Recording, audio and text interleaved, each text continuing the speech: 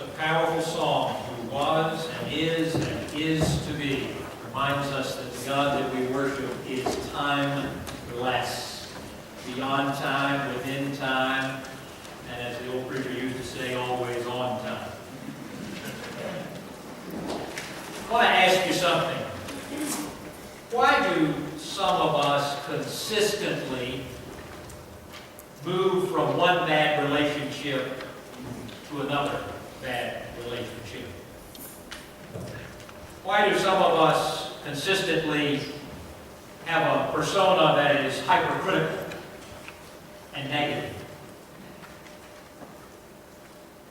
Why does someone consistently operate in a state of dysfunction at work? Why do some folks lurch from crisis to crisis? Why do others feel like they have to constantly be overachieving? Why are some folks always complaining? Why do we surrender to every temptation? Why do some folks always are in a state of mounting debt, constantly spending beyond what they earn? Why do some folks always go with the crowd? Why do we never have time for the spiritual disciplines, prayer, Bible study? Why are some folks never satisfied with what they have? You know what the answer to that is? Proverbs 23:7. As a man thinks in his heart, so is he. All of those things I just mentioned, and gee, we could have added to the list, right? We could have added to that list. All of those things I mentioned are the result of how some folks think. And so because of the way in which they think, they're constantly complaining, or they feel like they always need to be overachieving, or they're hypercritical, or they lurch from crisis to crisis, or they're never satisfied with what they have, etc., etc. This little verse in Proverbs is a powerful one because it reminds us that we are what we think. You know, there's that old saying, you are what you eat. If that was true, I would be a big old piece of peanut butter fudge this morning after the past few weeks. You and I are not what we eat. We are what we think. As a man thinks in his heart, in other words, in the depths of his being, that's what the word heart there means, in the depths of his being, that determines who he or she is. And so, for the next few weeks, I want to do a little message series about thinking about how we think and what we think. And for many of us, the need to think differently. If any of those statements that I read off hit home in any way, then you need to think differently. It is so easy for us to get in dysfunctional patterns of thinking, and thus we sit around and we wonder, why isn't my life, the circumstances I'm in, getting any better? Why aren't things improving? And again, as a man thinks in his heart, in the depths of his being, that is who he is. We are what we think.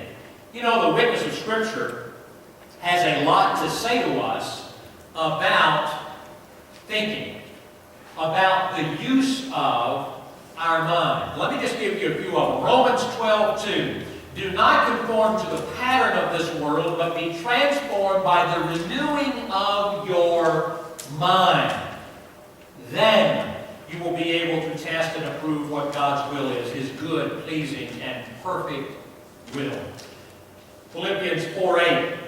Finally, brothers, and this is a pretty popular passage, so you'll know exactly where this is going. Finally, brothers and sisters, whatever is true, whatever is noble, whatever is right, whatever is pure, whatever is lovely, whatever is admirable, if anything is excellent or praiseworthy, what?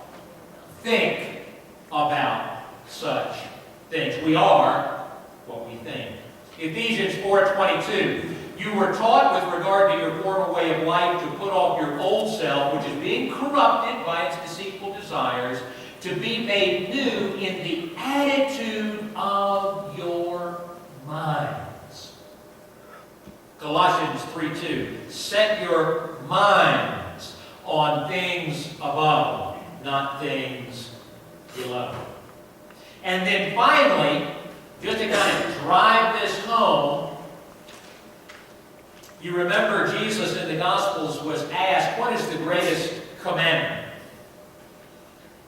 And the very first commandment that he responded with, and this occurs in Matthew's Gospel in Matthew 27:37, he said, this is the greatest commandment, to love the Lord your God with all your heart, with all your soul, and with all your mind.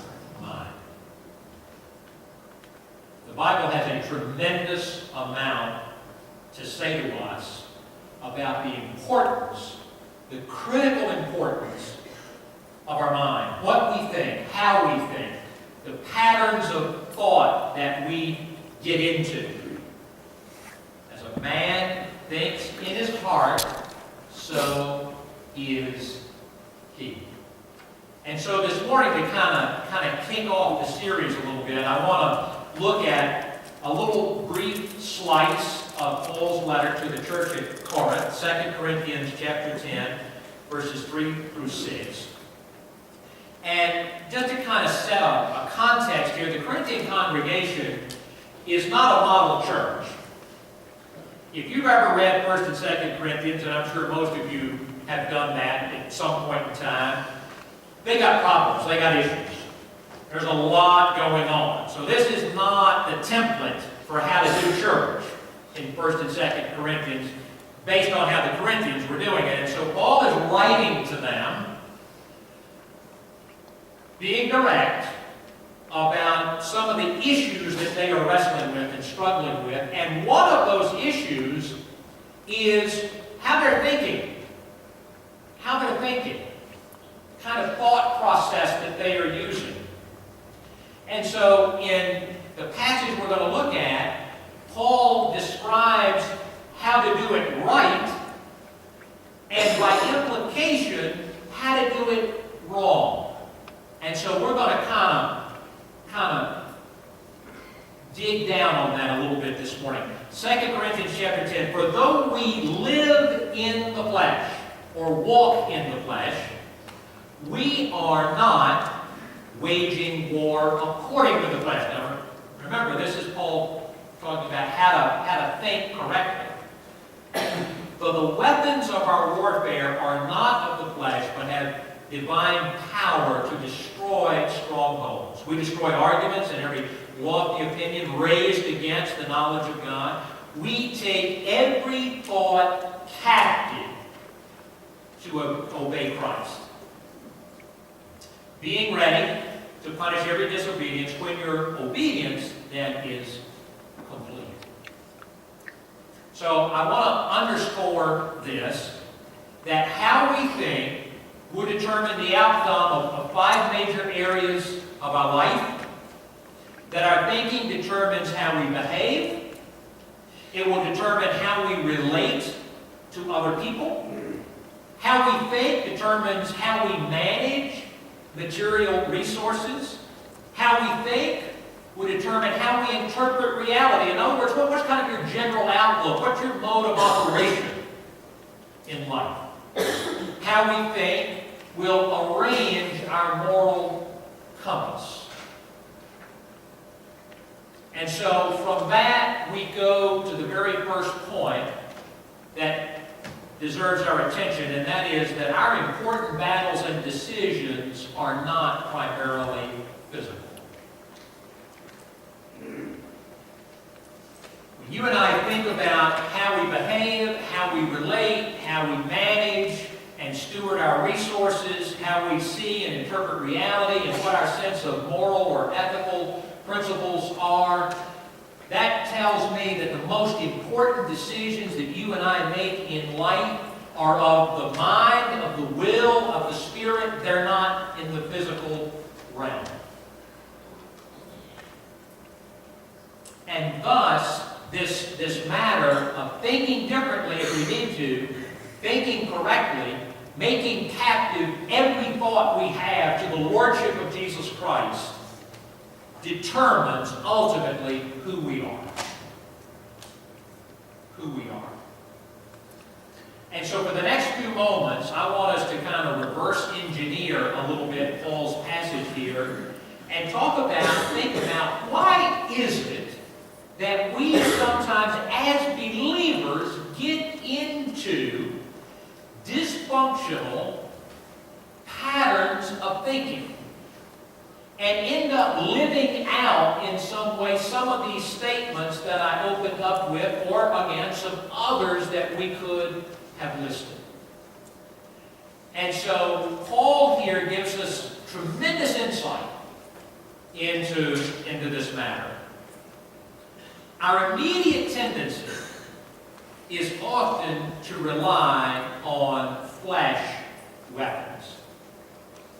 Remember, Paul says, in terms of thinking correctly, he says what you ought to do is to recognize that the weapons of warfare, all of those battles that you and I face in life, are not of the flesh. We've been equipped and gifted by the Spirit to deal with all of those. They're not of the flesh. Thus, when we are in trouble, it typically is because we haven't used the gift and equipment of the Spirit. We have reached for a weapon of the flesh. And once we do that, the battle's lost. The battle is lost. Paul writes in Galatians 5:16, he says, the desire of the flesh are against the Spirit. The two are not compatible. The two are not in harmony with each other. Let me give you a few examples of what I'm meaning here. For example, if somebody insults you, hurts you, and I'm not talking about physically, but hurts you, you see, the flesh is going to scream at you, get even. It's time to get even. Yeah, wait for an opportune moment and fight back. The Spirit is going to say, forgive. When you are tempted, the flesh is going to say, hey, no one will ever know. The Spirit will say to us, remember, you always are living for the audience of one. When you disagree with someone, the flesh is going to say, entrench yourself. The Spirit is going to say, be a peacemaker. When you have a problem, or I have a problem, the flesh is going to say, let's worry about it. Let's worry about it. The Spirit is going to say, trust God. When it comes to past failures, the flesh is going to say, keep looking back, because all those failures you have in life, they define you. The Spirit is going to say, let those refine you. Past sins, the flesh is going to say, let's just wallow in just a good pool of guilt. The Spirit is going to say, you are a redeemed son or daughter of the Almighty. The flesh says, be first. The Spirit says, be last. The flesh says, top dog. The Spirit says, be a servant. You with me? The flesh and the Spirit are not compatible. They are against each other. And the Bible reminds us that within us and how we think is that constant battle between the flesh and the Spirit. Paul says it best, and you know how he says it. It says it in a wonderful way. The things I want to do, I don't do, and the things I don't want to do, I do. That's about that internal warfare. That internal warfare. And you know why we often reach for flesh weapons when things come at us in life? First of all, they're natural. They're natural. Our natural inclination when somebody insults us or somebody hurts us or wounds us in some way, our natural inclination is to get even. It's far more difficult to forgive. Flesh weapons are natural. Flesh weapons are always readily available.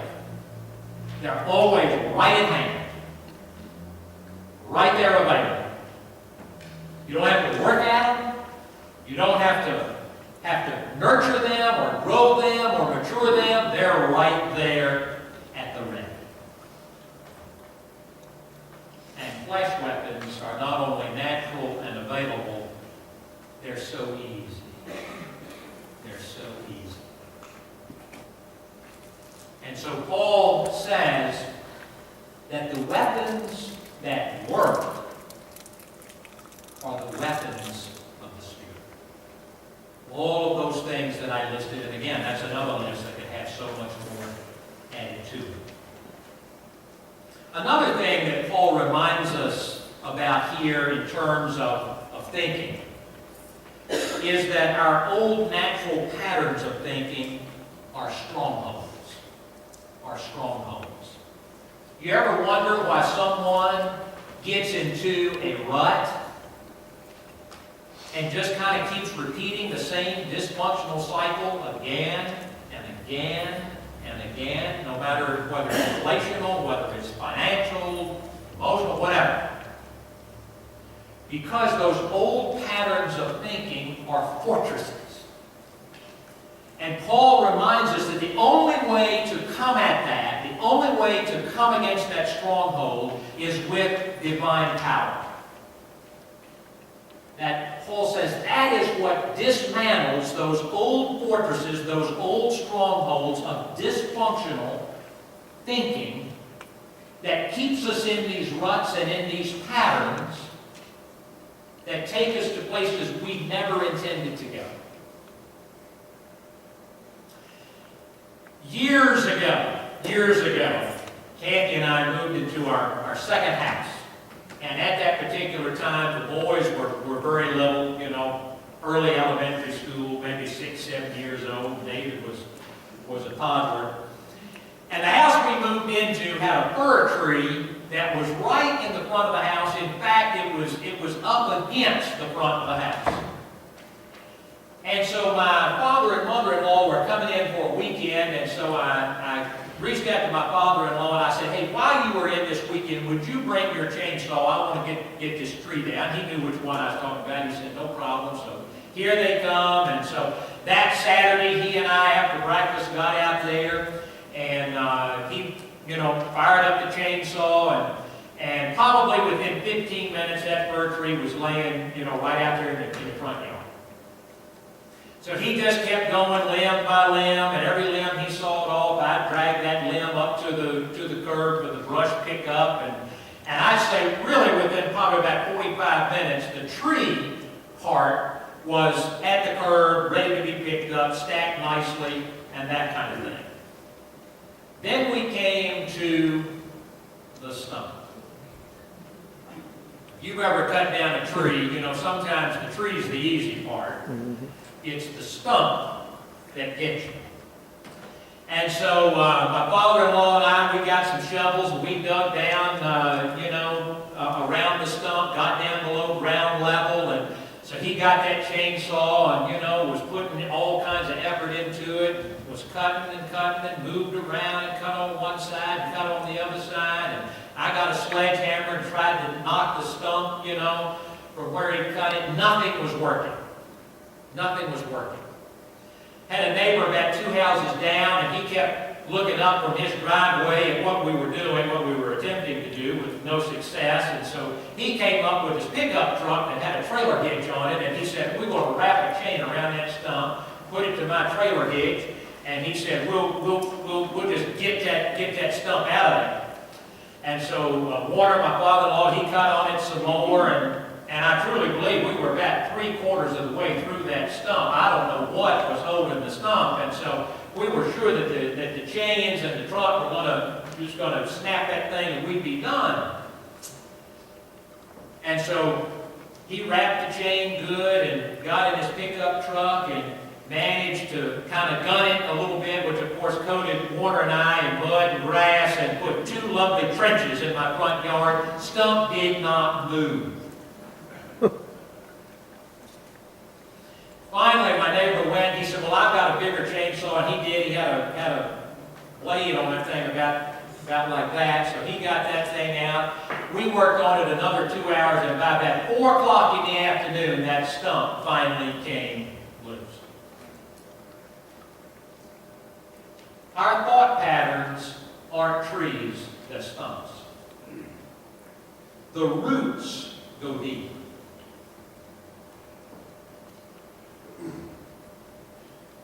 They plant themselves within us.